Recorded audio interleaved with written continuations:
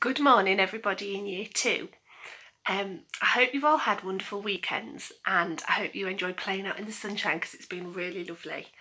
I am missing you all very, very much, and it's been so lovely to speak to you all over the last few weeks and speak to mummies and daddies and see how you're all getting on.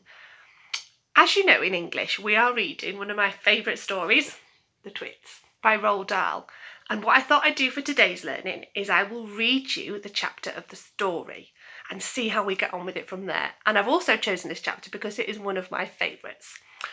In this chapter, we get introduced to Mr. Twit's better half, the equally delightful Mrs. Twit. So let's get started. Chapter 4, Mrs. Twit. Mrs. Twit was no better than her husband. She did not, of course, have a hairy face. It was a pity she didn't, because that, at any rate, would have hidden some of her fearful ugliness. Just take a look at her. And there she is. Beautiful Mrs. Twit.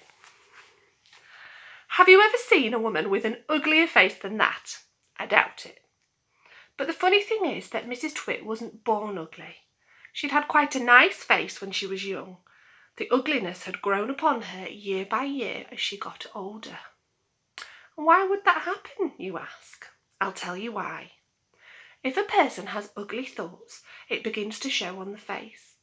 And when that person has ugly thoughts every day, every week, every year, the face gets uglier and uglier until it gets so ugly you can hardly bear to look at it.